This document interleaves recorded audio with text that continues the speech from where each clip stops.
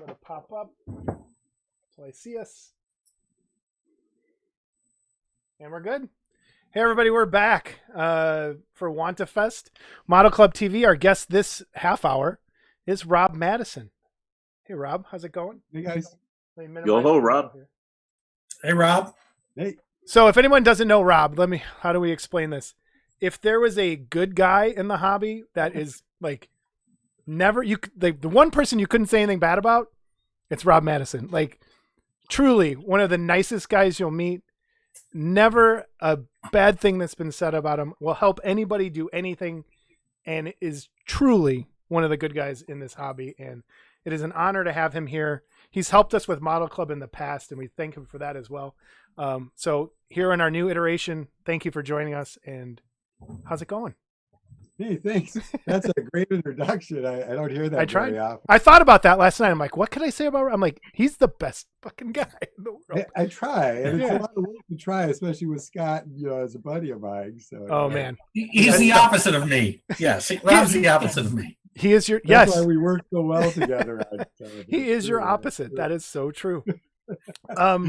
So yeah, sticking with the topic of today, Wonderfest. What year was your first Wonderfest? Scott dragged me down there. That was 97. Okay. 97 was the first time I went, and 2001 was the first time we went with cameras. Cool. How did you and Scott meet? I do a show. How did you and Scott meet to go to Wonderfest? We have a mutual buddy, Kurt Krause. He was in Fountain City. I worked at a comic shop. I managed a comic book store. And the second I got there in the 80s, I started putting my Auroras in the comic book shop that I worked in, and then the vinyls and stuff, and people would come through, and I met Kurt Krause from Fountain City, came in, saw my name in some, remember the Garage magazine? It was more like two pieces of paper folded, but it was called The Garage. No. Yeah, and Kurt saw my name, or I saw his, and we contacted each other, but he got me a hold of Scott. And we went to Chicago. We went to Resin Heads and Kit Builders, and saw Harryhausen in 99. I think Harryhausen was in Chicago. And then in 2000, and we started videotaping there in 2000. Okay. Resin Heads. We're going to talk about Resin Heads a bit, but we'll leave it out. Although you had that videos out there of Resin Heads. And it was a cool show to start, but then it became a chick thing, and it doesn't matter. Steve, go ahead. Oh, you had your cable access show. Yeah. Right? Yeah. And when did you do that? We started, actually, we did a kind of a horror-hosted show. And the buddy who was the host, it was the Chester and Woody show. And it was truly not correct. It was kind of like Chester the Molester and a wooden bat. And I actually had the bat still over here. But he talked me into doing, because he knew I was into kits and got him into it. He talked me into doing just a Plymouth Prowler model car episode, and that was in 94. And then in 98, I think, Chris Gerke, who you all know, he met me at the comic shop. I turned him on. It was the Horizon vinyl or Venom kit that turned him on to model kits. And he came up, and I kind of used him as a guinea pig. So the first episode is like my hands building a stupid car model. And I don't mean stupid, but I just don't build my car models, so it was out of my element. But then I made Chris kind of be the host for a while until we could figure out what we wanted to do our show. So 98, and we kept making them. We did like 39 episodes, and it was called Model Citizen. We did 9 episodes. It played in Madison. I would sell tapes, and I would take them to conventions and just give them away because nobody was going to pay for the shit anyway. So I do that. And then in 2000, with the internet and stuff, I started Monster Model Review, and we got 200 episodes, counting some how-tos and artist profiles and things like that. You're truly one of the pioneers. Think about it. You were the first guy doing this out of all of us, probably. Was there anyone else doing YouTube Not that video? I know of. I think Steve Iverson started doing science fiction stuff pretty close to that time. Otherwise, I don't know anybody else who was doing video. I know the Horizon VHS tape came out the one Tom did. Yeah. And that was kind of, a little bit before me. I think there was that specialty thing. Oh, yeah, I remember. But I think we were pretty early. And my whole goal is the same as all of your guys is that, holy shit, we got to get people watching our hobby and doing our hobby. So our hobby continues. We get to build models to the future.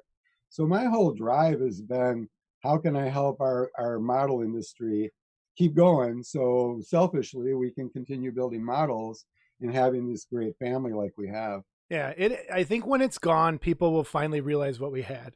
Like, it truly is a family.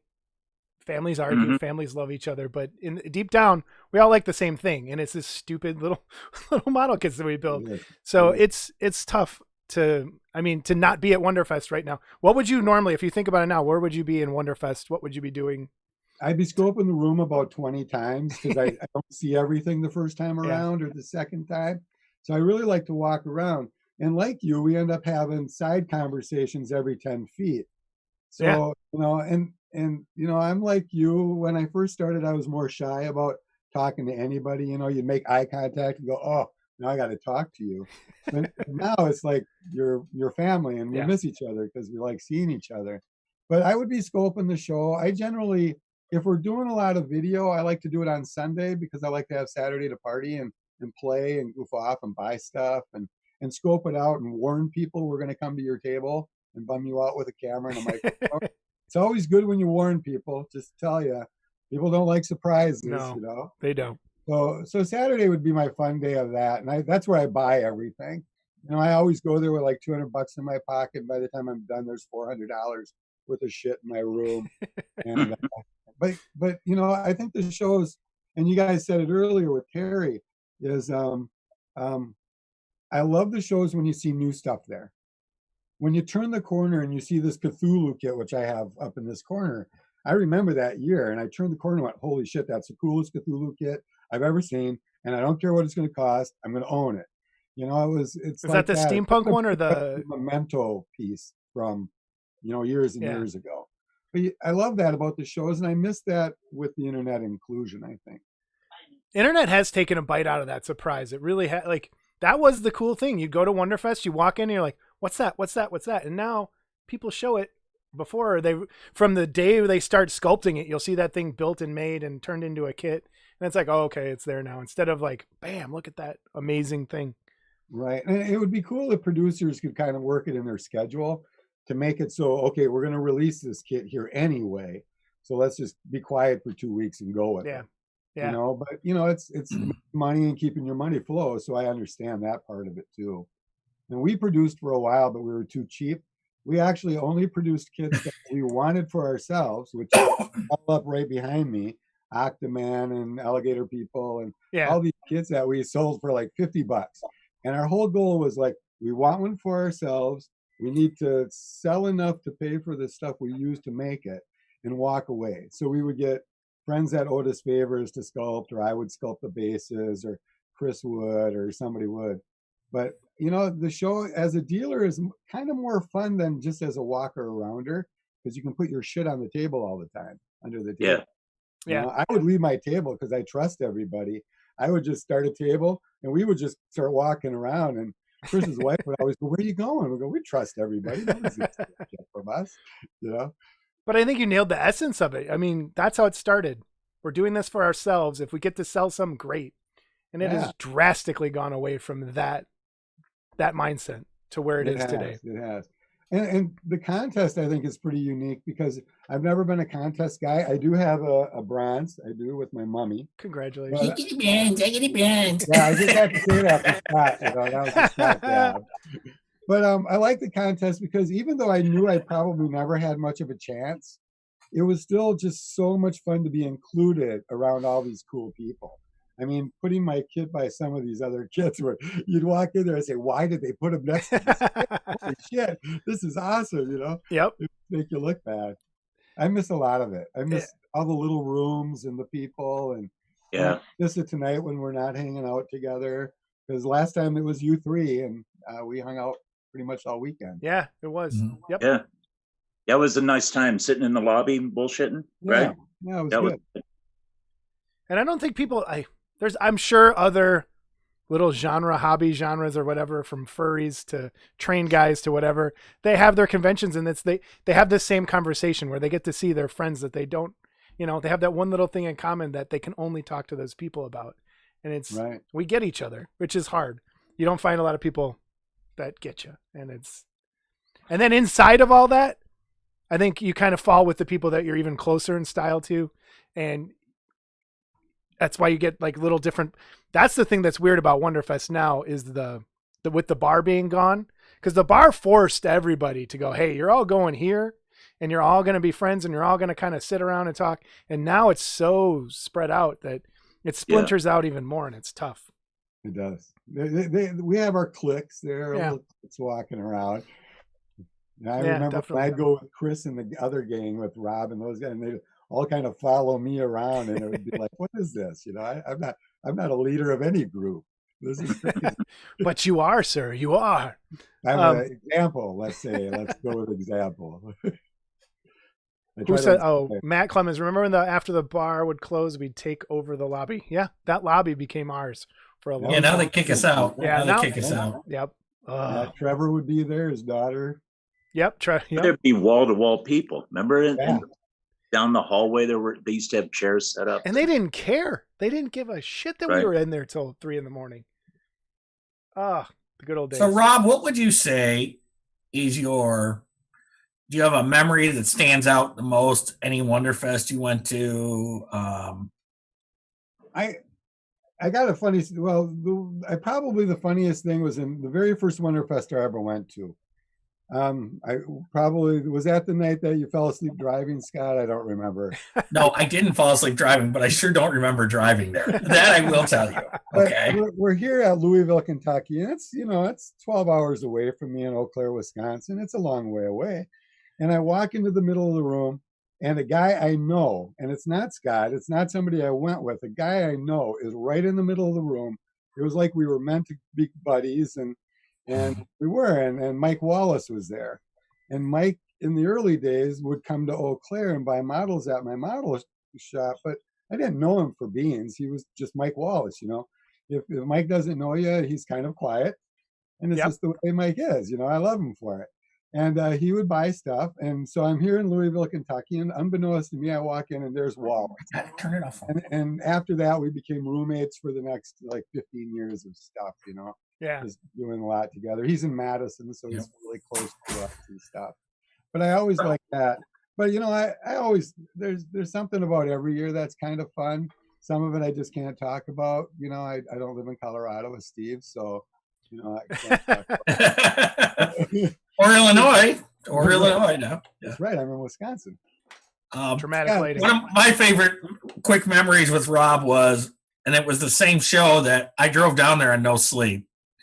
And I don't remember even doing it, but I did it. And then I stayed up half the night. But so the next day, when Rob and his guys that came with, I think it was Dan, who's the guy I roomed with, Rob? I don't know. There were a couple guys. Jeff, was it the guy who was scared? Yeah, it was Jeff. So there were so there were 2 or 3 other guys. Well, the first thing that was funny is when they got to my house the night before we left, it was pouring rain. And my sump pump kept going off. That's right. And Dan's they wake up the next morning and they say, "Hey, dude, man, your garage door kept going up and down." And I'm like, "Well, no, it was my sump pump." But then Rob's looking at him going, "Hey, if his garage door was going up and down, don't you think you should have said something to him if you thought it was his garage door?" But even better than that was, so on the way home, we're all on about 4 hours sleep for the weekend. And Rob's in the front seat with me. And the 2 guys, Dan and Jeff, I think, are in the back. And they're sound asleep an hour out of Louisville. And we run into one of these dead stop traffic jams. And so Rob's got the map. I said, "Hey, man." Yeah, I said, if I go back, because this is before, you had all the technology. I think and I said, "Hey, if I go back to that last exit, can we go around this?" And Rob's looking at the map. He says, yeah, we can get around this. I said, okay. So I had a Chevy Blazer at the time, 4-wheel drive. And everyone was doing it. It wasn't just me. So I got into the left lane and I U-turned into the Meridian. And there was a little bit of a dip. Well, when I did that, these guys woke up and freaked the fuck out. And they were like, "What the fuck is going on?" They thought I had driven off the road. You remember that, Rob? Yeah, I do. That was a riot. So, it was like everybody was mad at you for a couple minutes. Yeah, it was like, what the hell? And it was like, hey, we got to get out of this traffic jam. I remember that traffic jam. There was that one year where it was like they had 65 closed down for 6 hours. That's or cool. something because of a fatal accident, and we just And we were been up all night Yeah. painting kits, and it was crazy. And Dan snored so loud; it was just so incredible. It was crazy. oh man. So, It's fun. But no, I like doing every year. Every year it's something different. I get to see people. I thought being part of Model Club the last time was a lot of fun. Yeah. That was you're around some cool builders and stuff, and getting to do a video where it's planned out is kind of unique for me. Usually I'm just winging it and stuff. So that was really kind of fun. I'd say almost every show I have good memories about for some reason or not. Mhm. Sometimes it's just the crazy drama that I'm not part of, but I get a witness. So being that good guy, nobody brings you into drama, which is really Rob, kind get over here and listen to this shit. and it's like I can listen, but I'm gonna go like this and look at model kits. Yeah. Yep. So that's kind of cool too. Thing Though, I got to point. Yeah, I was just gonna say, We got the Gremlin shirt on. for those of you who don't know, and like some of the younger people are, I don't know, are there younger people in this? I'm one of the youngest, I think. Gremlins in the Garage was a website. It was like the very first Garage Kit website with a mailing list. It wasn't a chat room. It wasn't a message board. It was a mailing list where they send out, you had to communicate with each other via email. But it was one of the first places where I think we all met each other. We were all part of that. And you only knew people by their name. You didn't know what they looked like. You didn't know anything else. So you just kind of, oh, there's that guy again. There's that guy. There's that guy. And then I remember my first Wonderfest seeing, I'm like, oh, I think that's Larry Brackney over there. But I was too scared to talk to him, so I didn't talk to him. I was like, there's Terry Webb. I didn't talk to him. And we left, and when we got back, I'm like, yeah, I saw all you guys. But I didn't say anything. Right. So, well, how many phone conversations did you have with these people, and you were still shy to talk? oh, yeah. Yep. Yeah. I did. I know I did. I mean, Mike Parks and I talked all the time. Terry and I talked all the time. Then we get to a show, and it's like, well, he seems really busy. I'm just not going to fuck with That's, him. yes. It's not a deal. You know, Dan Colonna messed by the show, and he goes, "For God's sakes, man, come over and talk to me." Dan Colonna walked me through painting an alien like via instant messenger, I think, on AOL one time. He's like, "Here's the paints you need to buy. And I thought that was the coolest thing. And I didn't meet him till years later, because I was like, oh wait, the guy with the mohawk. Oh yeah, that was. I'll tell that story later when I see him. But I still get the recipe of either Raven Hood's or somebody's how to bake Sculpey the right way kind of thing. yeah, And this old text thing from back then. oh man, You know. Gremlins. And there's a lot of us still around, I think, I that think were so. part of that. Yeah. Uh, I remember being real shy with Steve because Steve I thought was a rock star, and I talking to that Go guy. I agree. And he has that. He's the nicest guy you'll ever meet until you make him mad. I've learned that not very. as nice as Rob, but I'm pretty nice. He's pretty nice. I was going to say, Except when you make him mad. But yeah, don't make. Hey, you don't know how I am when I'm mad. So. that's true. But he's so stoic. You don't know how to take him sometimes. And I was like, oh shit. I'm afraid to talk to that guy. And he's tall too. Yeah, I could pull my 20-year-old in here, and he could probably tell you a different story. If you want. So your 20-year-old is not your oldest. I remember when I first met you, you had one. Hunter's 25 this year. Yeah, you had one kid. You had a Hunter, and that was it. Yeah. It happens fast and goes. And then it was what? Emma and Ramsey, or was it the other way around? I'm proud of you. Well, hey, Scott Johansson. That's why He I took a kidney, not his brain. I've never met him. I've never met any of them, and I've never met Rob's wife, Laura. But people have. Kurt has. Yeah. I'm not so. Laura's like Norm's wife on Cheers. We're not sure she really exists. Yeah, we joke about that quite a bit because she's worked from home for like 10 years. She'll show up someday and there'll be a food fight, and she's like, "Great friends, Rob," and that'll be the end. You know, just collect the taxes. You know. Yeah. And I know Laura's a Vikings fan and Rob's a Packers fan. So, what? Yeah, it's a house divided.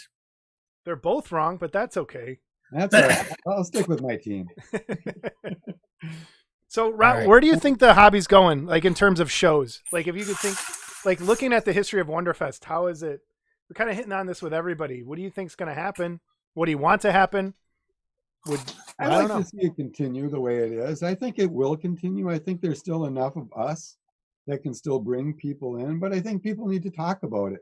You know, if your library has an opening for art and you can put your models in there on Halloween and talk about it, I think more people should be pushing it out. I got this huge collection and I offer it to anybody who wants to play a game or whoever, because we shouldn't be hoarding stuff. We should be trying to get more people into it. So if you have a opportunity to talk about it, but I think there's people like, the Wonderfest guys and George, and there's people like you guys that have the passion. It's going to, I think, make it go for a number of years. What it happens when our generation starts aging out is going to be the question. When travel, Yeah, I always thought that it might die with us. It might, but I'd like to see more people doing their part to share, I guess. That's always been a kind of a problem. It's a weird thing with this hobby is there is a lot of secrecy and a lot of people not wanting to share at times. Right. Even though they put out the like, yeah, I want to help. But then there's like, no, I'm going to do it my way. I don't want to show, like, even people who like, they'll see their pictures online and they're like, well, I'll PM you how to do it, instead of like, oh, here's how I did it. Here's how I shared it. Here's how I did this color. I don't get that. It's like, here, Right. just, it's and for I've everybody. gotten into a lot of local shows. I mean, art galleries and even galleries I have no right to be in, but I go to them and say, hey, look, I got this monster collection. I got this comic book artist buddy who can put artwork up and do that. And they tend to buy into it. And the openings are always great because people are there and there are people our age going, I remember this. this. And, I always have some stash of kits that I used to, extra Aurora stuff. I used to give it out a lot more. Now I don't. But because I don't have as much, but I think offering your work up to be seen is cool, especially during Halloween. For God's sake, Yeah, for sure. That's our holiday, for heaven's sakes. But I can see it lasting at least until another 10 years, 20, unless something happens. Our side of it, yeah, I think the miniature side, there's kids there. There's some really cool. That's going to explode. That's huge, right. Still. And I think that's the way it's going to end up going. I think that every time you talk about your miniatures, Jason, that, there was that time from 70 something to 80 something that all I did was lead figures. Me too. I painted because there wasn't any model kits. I might get lucky and find an Aurora comic scenes at some old toy store that had some old stock that they found in the back. But we didn't get models until Horizon and Scream. Yep, same thing. And that's when I stopped. I'm like, oh, I'm not going to my Rail Partha anymore for the next 25 I did a lot years. Of games workshop. I still have a lot of my Nurgles from the old days and stuff. Jamie hates it when I talk about Nurgle. Don't. And then Polar Lights came and just boom. I'm a plastic freak all the way. I like resin and vinyl, but plastic is where I grew up. I did 16 model kits in the last 7 weeks. Holy cow. Yeah, I've been pretty productive. That's awesome. That was really good. I had bought all this stuff thinking I would, and work killed me. Be in the mood. Yeah. That's the one thing about our hobby, especially if you have multiple hobbies. Like I like to animate and I like to make videos sometimes. And if I'm not in the mood, I might not build a kit for a couple months. But the second that spark hits my brain, or I'll pick up a kit and go, oh, I'm building it. Yep. Boom. I'll build it like it was, I should have built it years ago. Yeah. Very cool. One thing I always liked about Rob is, and he used to tell me this, he doesn't build for contests. Okay. He's not as crazy about seams and all that. Remember that, Rob? You'd say that. You'd say, I just want to build it and paint it. And, it's a model. Right. And, and because of that, if you look on the shelves probably behind him, there's a zillion model kits because it's not necessarily about contests or being quote unquote David Fisher or Anthony Mestis or anything like that, or Riojas.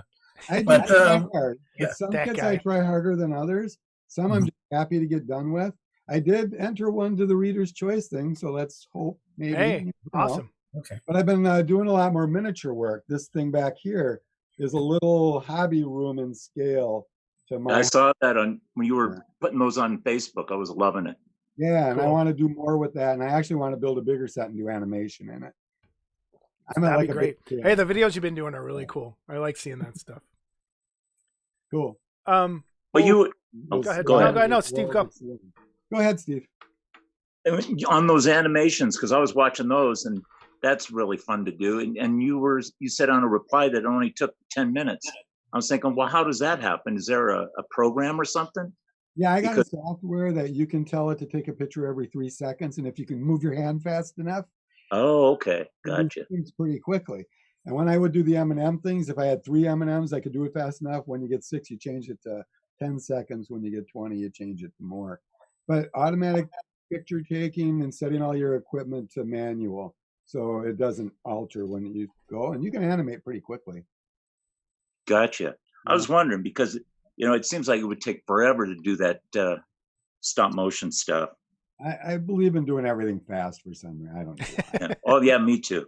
I don't. Throw it together. I had a 3D sculpt in Blender and ZBrush and worked on it like crazy for 3 months, where I could sculpt a Frankenstein head in like 15 minutes, and then I walked away and started building model kits for 6 weeks. So That is awesome.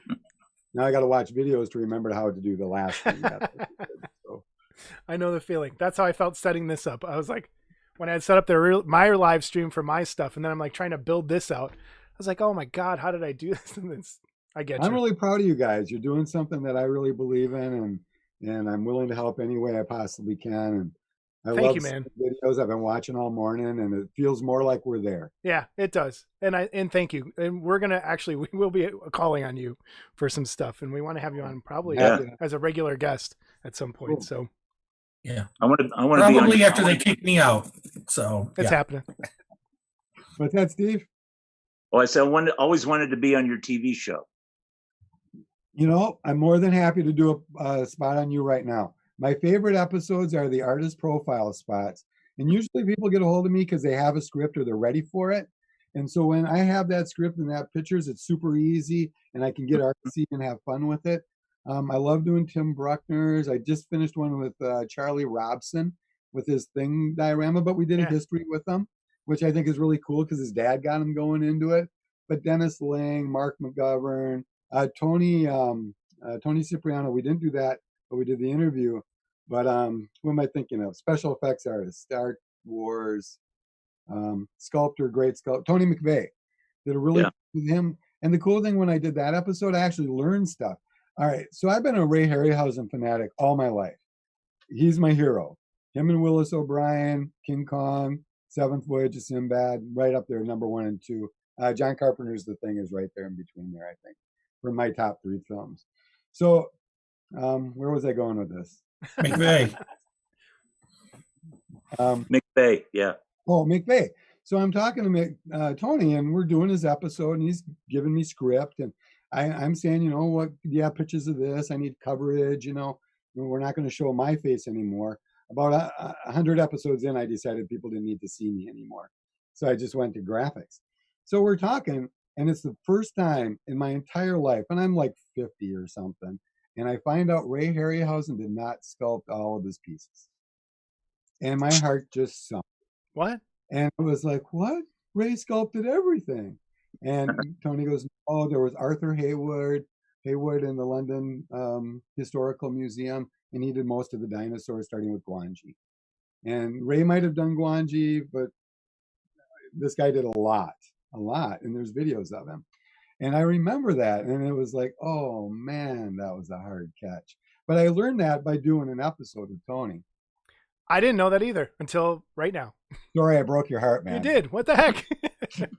But I said, and he does credit people in the 3rd series or 4th book of the biggest collection that I don't own all of it, but he does credit everybody. But part of me, I'm a strong believer in crediting everybody.